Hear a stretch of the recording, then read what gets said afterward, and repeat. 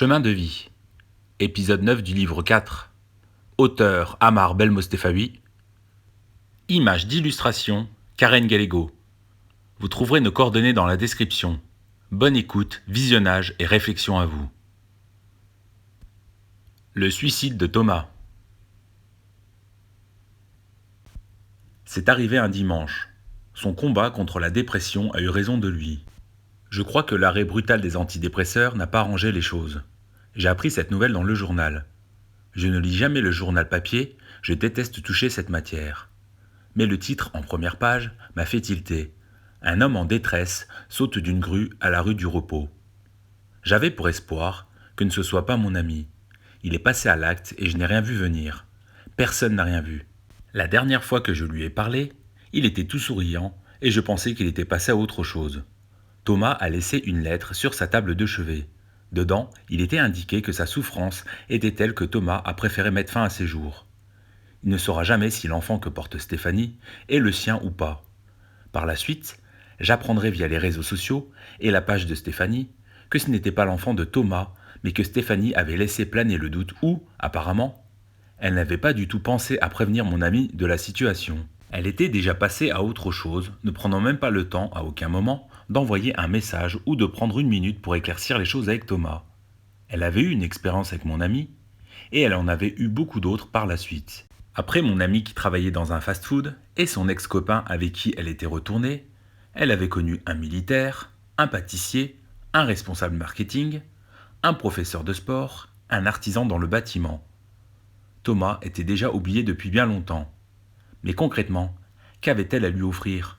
Pas grand-chose, mis à part des problèmes à terme. En attendant, cet homme ne faisait plus partie de ce monde. Il n'y avait que très peu de personnes à l'enterrement de mon ami, la famille et quelques rares amis. C'était une façon pour beaucoup de ne pas faire face à la mort. Thomas fut enterré dans son village de naissance. Quelques mois après, Stéphanie, tout étonnée, appela Maria pour savoir ce qu'il s'était passé et pour avoir plus de détails sur le suicide de Thomas. Sorte de curiosité morbide. On avait l'impression que ce qui l'intéressait c'était le sensationnel et qu'elle prenait plaisir à avoir des détails sur le décès de Thomas. Si seulement j'avais pu remarquer qu'il allait passer à l'acte, j'aurais fait tout mon possible pour l'en empêcher. Malheureusement, je n'ai rien vu venir. Comme quoi, être considéré clairvoyant, cela ne veut pas dire l'être sur tout. Invasion.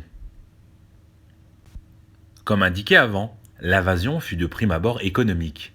Par la suite, elle fut économique ainsi que touristique. Enfin, elle sera physique.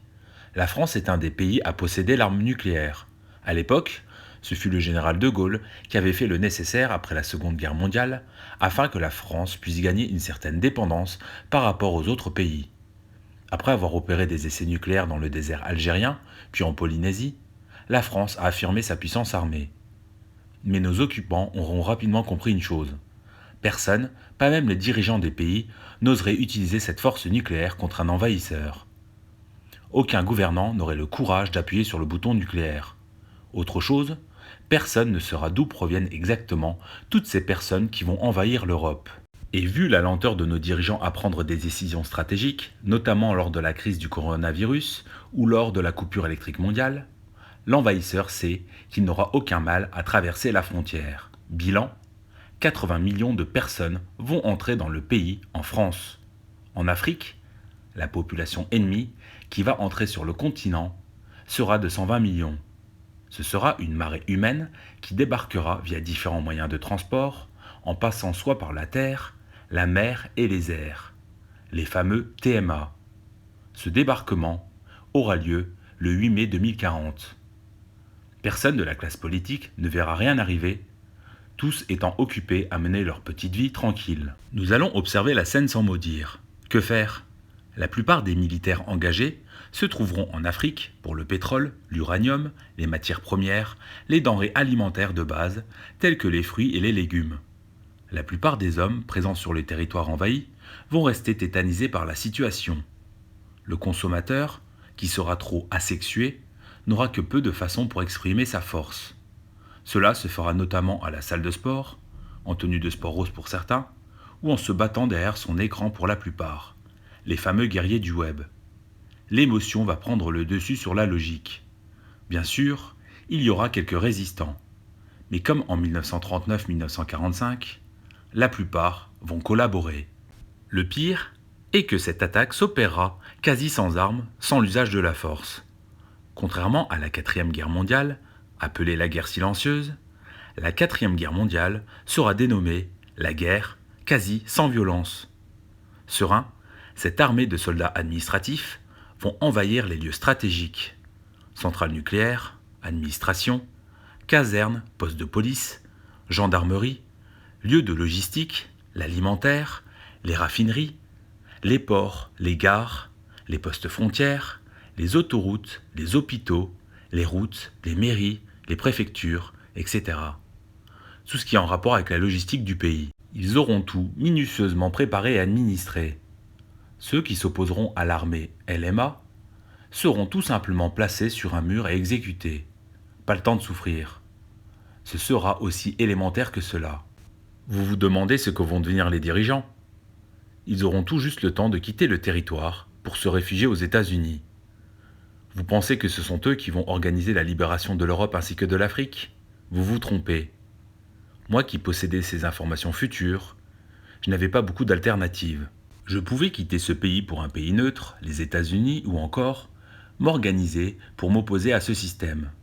Que ferions-nous? Nous serions une poignée d'hommes et femmes contre un système totalitaire et très efficace. J'imagine que vous devez être quelque peu déçus que je ne vous déclare pas qui, quel pays ou civilisation est à l'origine de cette invasion de l'Europe. Je ne peux vous le dire pour plusieurs raisons. D'une part, je ne veux pas changer le cours de l'histoire. D'autre part, cette invasion ne durera pas plus de 6 mois. Certes, il y aura de nombreux morts, mais je pense qu'il y en aura moins que si je déclare le pays qui siégera l'Europe pendant ces 6 longs mois. Une nouvelle vie. Maria m'invita cette fois-ci chez elle. Je ne pouvais refuser. C'était tout le temps elle qui venait vers moi. Je me devais de lui rendre visite également. Je savais que ma présence dans son cocon lui ferait plaisir. Depuis quelque temps, je sentais que Maria voulait me dire quelque chose. Elle n'avait pas encore trouvé le moment de me le dire. L'opportunité ne s'était pas présentée. Quand je suis arrivé, je pouvais sentir derrière sa porte les effluves d'une bonne cuisine. Maria me connaissait par cœur et elle savait que j'aimais manger. Comme à notre habitude, nous avons parlé de tout et de rien, et surtout de L4, ainsi que de mon échange avec le vieux prêtre. Après le repas, avec pour fond musical la télévision, elle m'annonça de but en blanc qu'elle était enceinte. Idiot que je suis, je lui demandai de qui. Aussitôt après, je me rattrapai pour m'excuser. Elle m'informa que depuis toujours, elle avait des vues sur moi, et que je connaissais son sérieux. Il est vrai que Maria avait toujours été présente dans ma vie, et qu'elle avait fait preuve de patience à mon égard. J'avais nié une éventuelle relation avec elle, jusqu'à ce qu'un jour je me laisse aller par mes sentiments. Cela s'est traduit par un enfant. Comment envisager d'éduquer un enfant, sachant que le futur ne réservait pas un avenir très souriant pour les générations futures? Aurions-nous assez de force pour faire face à la décadence du système? Maria, quoi que j'avais pu lui dire ou lui faire lire, ne s'inquiétait pas outre mesure, car elle partait du principe que l'être humain trouve toujours des solutions pour s'en sortir et pour aller de l'avant. C'est le cas même avec un enfant. Sur le chemin du retour, elle m'indiqua une chose qui était vraie. Cette situation, je ne l'avais pas prédit. Elle disait que j'étais clairvoyant pour les autres, pour le monde, mais pas pour moi. Maria n'avait pas tort. Guerrier, virus biologique et disparition. Vous voulez savoir comment tout cela va se finir? Je vais vous le raconter. C'est aussi simple que cela. Ce sont les populations des cités, ainsi que la population rurale, qui va reconquérir le pays quartier par quartier, ville par ville, administration par administration. Qui l'aurait cru? Ce sont les populations françaises, issues de l'immigration, aidées par les paysans, qui vont sortir la France de cette situation. Les envahisseurs vont faire face à des personnes plus organisées et plus déterminées qu'eux. Ces mêmes personnes, ces sauveurs, vont mettre en place des stratégies avec des personnes du terroir pour redonner sa liberté à la France. Tous ces hommes de caractère ne vont pas hésiter à monter au front et à en venir aux mains à utiliser la violence physique pour faire déguerpir les TMA. Sans leur détermination, la situation aurait pu durer. Les dirigeants ayant déserté le pays, les plus virils, ont fait avec les moyens du bord. Lors de la coupure électrique mondiale, les plus vigoureux s'étaient déjà affirmés. Certains avaient formé des milices pour défendre la population. Pour faire partir les TMA, les paysans ainsi que les jeunes de quartier ne vont pas hésiter à saboter la logistique mise en place par ces premiers. Ce sera une guerre d'usure. Le principal chef de cette organisation se dénommera Mehdi, un ancien boxeur habitant une cité dans le sud de la capitale. C'est lui qui va coordonner toutes les opérations de destitution des TMA. Sans lui et la détermination de cette population combative, le reste de la population française, tout comme son gouvernement, serait resté tétanisé par la situation un bon bout de temps. Encore une fois, ce sont les plus forts qui marquent l'histoire. Cette population guerrière, jugée parfois un peu trop hormonale, a su repousser l'ennemi avec une facilité déconcertante. Que cela soit la population paysanne ou celle des grandes cités dortoirs, ce sont pourtant les individus qui ont été le moins avantagés par le passé. Du coup, leur adaptation et leur réaction face à cette attaque des TMA ne les a pas plus perturbés que cela. Ils ont pu être encouragés par les inactifs. Quand je parle d'encouragement, n'imaginez pas une aide physique. C'est juste un soutien moral. Dans de nombreux cas, il y a malheureusement eu de la délation. À la libération du pays, j'aimerais vous annoncer que toutes ces personnes ont été reconnues par les gouvernants qui étaient soi-disant en train d'organiser la résistance de l'autre côté de l'Atlantique. Mais ce n'est pas du tout le cas. Au vu de la puissance de ces quartiers et du nombre de paysans armés, il y aura le démantèlement de ces lieux d'habitation. Objectif des gouvernants, éviter un coup d'État. On ne parle plus de nettoyage au Karcher, on parle de destruction des tours au bulldozer. Il y aura un avis de recherche sur la tête de ce fameux Mehdi qui sortira la France de son immobilisme. Façon pour les politiques de remercier les hommes de terrain et pour montrer l'exemple. L'ego de ces personnes d'une autre époque parlera. Il sera exigé l'arrestation et la condamnation des milices qui ont pu sauver le pays. Le plus recherché sera le chef de cette organisation salvatrice. En attendant, ces actions ciblées ont montré une grande intelligence et adaptation de la part de cette population stigmatisée par leur culture, éducation ou religion.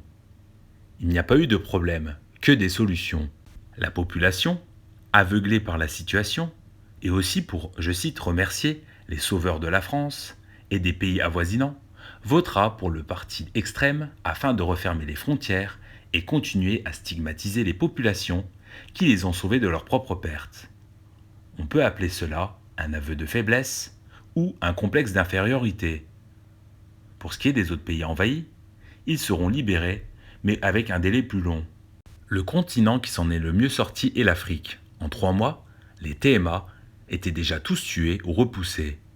La France n'aura connu qu'une occupation de 6 mois, mais les autres pays de l'Europe mettront en tout et pour tout 9 mois pour être débarrassés des envahisseurs.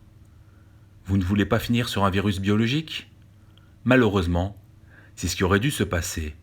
On passera à côté du pire. Il faut savoir une chose. L'homme possède une génétique très proche de celle du singe et du cochon. On parle de plus de 98% des gènes identiques. L'Européen, qui aurait des origines néandertaliennes, se différencie de manière infime des autres habitants des autres continents asiatiques, américains, africains. C'est cette très subtile différenciation génétique que des scientifiques ont voulu s'appuyer pour faire quitter les envahisseurs du continent. Pour faire fuir les fameux TMA, la technique des gouvernants était de mettre dans la nature un virus biologique qui aurait pour but de rendre malades les envahisseurs et même de les exterminer. D'après les politiques, ce virus n'avait pas pour objectif premier de tuer, mais de faire quitter les TMA de la vieille Europe. Il aurait fallu 4 mois pour que des scientifiques propagent ce virus. Ces résultats auraient pu être efficaces en approche de la période hivernale et propices à faire quitter les TMA des pays de la vieille Europe en moins de 2 mois. Pour faire simple, tous nos envahisseurs seraient tombés malades grâce ou à cause d'une grippe attaquant les personnes ayant une génétique commune identique au TMA. Plus tard, les 4 laboratoires scientifiques qui voudront nous sortir de cette situation se rétracteront de peur d'être condamnés à de la prison pour tentative d'homicide volontaire et manipulation génétique contraire à l'éthique. En réalité, avec du recul, cette grippe aurait touché toute la population mondiale. Les dégâts auraient été considérables, catastrophiques. Comme de nombreuses situations passées, nos sauveurs seront nos sacrifiés de cette quatrième guerre mondiale. Quant à ces laboratoires, ils ne seront en aucun cas inquiétés. Malheureusement, je ne peux vous en dire plus, sinon j'aurais directement imprimé L4. Par contre, ce que je peux vous dire, c'est qu'en cette fin du mois d'octobre 2008, l'intégralité des écrits ont disparu. Il en va de même pour Chat. Quelqu'un, une organisation a tout dérobé. À la même période, j'ai été cambriolé et je n'ai jamais retrouvé Chat. Pure coïncidence? Qui a volé ces livres de divination? Qui en a eu connaissance? Le jeune prêtre dit que c'est fort probable que ce soit le Vatican qui a dépêché des personnes pour s'accaparer ces livres. Je ne savais pas que Vatican signifiait devin ou voyant. Le jeune dévot, un peu trop spirituel à mon goût, préfère penser que c'est le vieux prêtre qui les a embarqués dans sa tombe pour les lire au calme. En attendant, personne ne sait où ce vieil homme a été enterré ou s'il est encore de ce monde. Personnellement, je préfère quand même cette dernière version. Maintenant que vous avez eu vent de ces informations, à vous de tenter de changer le futur avant que cela ne soit trop tard. Fin épilogue. Avec Maria, nous avons décidé de vivre ensemble à 5 km de mon nouveau travail. Concernant ce futur, qui ne présage pas que du bon, les grands-parents de Maria lui ont légué une maison de campagne dans le sud de la capitale, comprenant un terrain et de suffisamment de surface pour y jardiner, vivre en autarcie. Plus tard, nous espérons être rejoints par un autre groupe d'amis qui partagent nos points de vue sur le futur. Pour ma part, connaissant les événements à venir, je devais m'y préparer pour appréhender au mieux cette situation avec ma nouvelle femme et notre enfant à venir. Je vais apprendre à monter à cheval et à m'exercer au tir avec une carabine, offerte par mon grand-père cette fois-ci. C'est un vrai souvenir, c'est lui qui me l'a offert. Il ne cessa de me répéter de m'en servir pour sauver des vies, et pas pour en enlever. Sur le chemin du retour, Maria a insisté pour conduire ma vieille voiture. Je venais tout juste de changer les pneus et de refaire les plaquettes de frein. La sécurité est primordiale. Il faudra que je change de véhicule, car aller visiter les prospects et clients avec une voiture dans cet état est plus que moyen pour un homme qui vient d'obtenir son contrat à durée indéterminée, CDI, à l'âge de 26 ans. En ce dimanche soir, nous empruntons cette route dénommée la cuvette de l'enfer. Maria avait une surprise pour moi. Elle avait un courrier à me donner en rapport avec mon ancien projet innovant. Apparemment, l'ingénieur m'avait légué un courrier et Maria avait eu le temps de récupérer ce courrier dans la boîte à lettres la veille de mon cambriolage. Ce projet était très en avance sur son temps et il pouvait répondre à des besoins futurs, tant industriels que militaires. Il y avait de nombreuses applications, notamment dans l'énergie, l'électricité, le textile, ainsi que l'aéronautique. Maria m'indiqua que l'enveloppe était épaisse. Elle jeta un œil vers son sac à main qui se situait sur la banquette arrière. Quoi qu'il en soit, je n'aurais jamais dû la laisser conduire. Est-ce que j'aurais réagi différemment? Un chat, encore un, a traversé la route, ce qui a fait faire un écart à Maria. Elle a mis un coup de volant.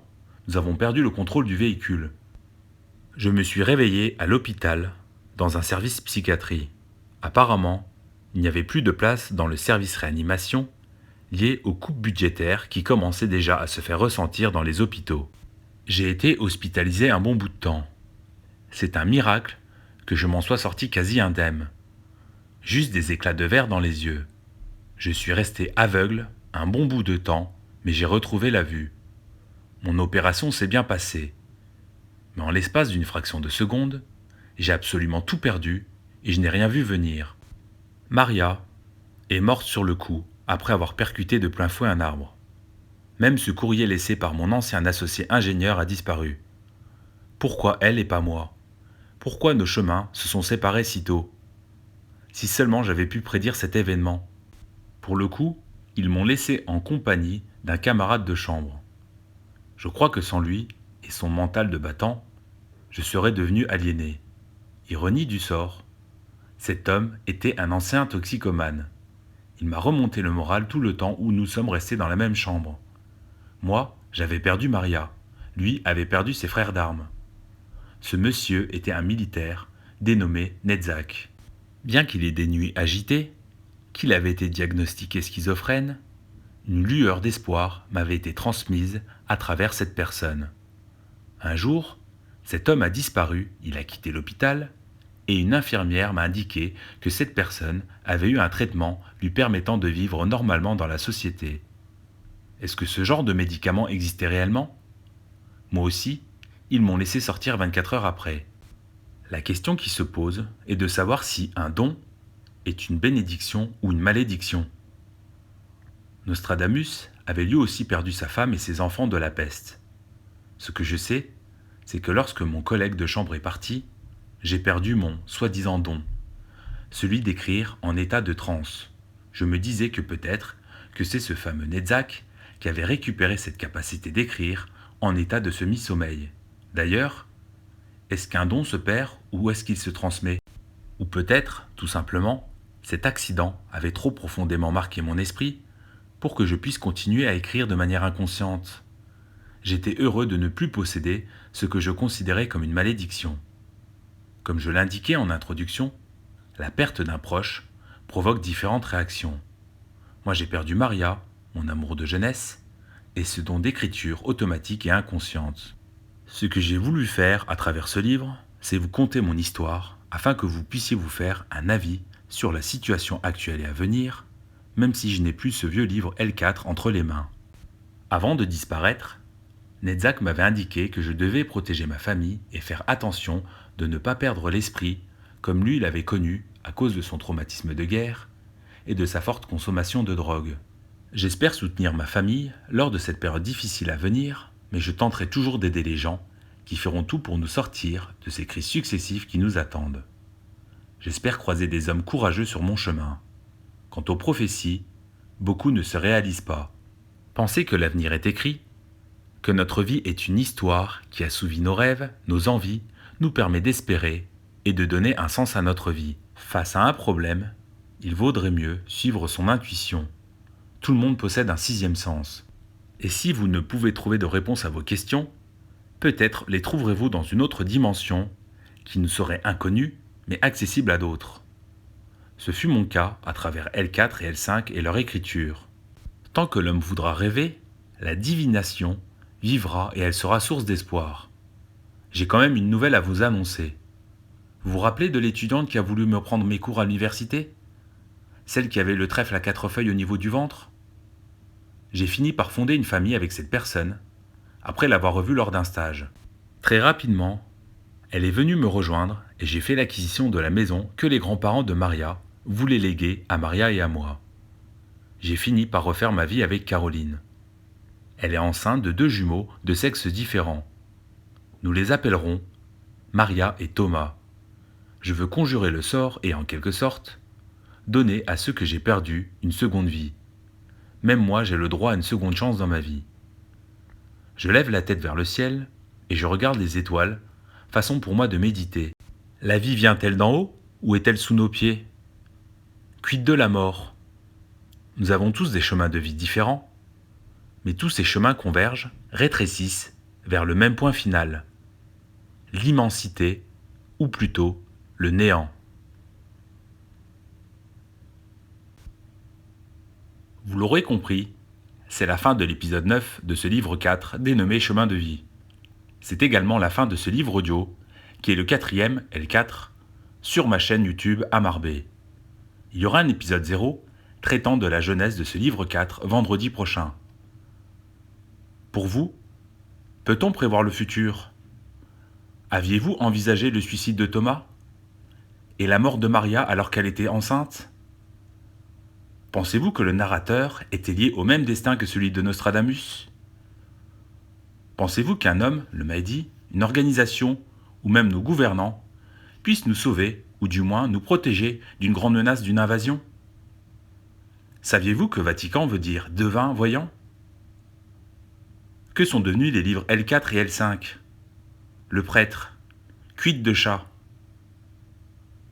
Pour vous, l'accident du narrateur et de Maria est-il accidentel? Et celui de l'ingénieur? Pensez-vous que l'avenir est écrit? Que nous avons tous un chemin de vie? Que notre vie est une histoire?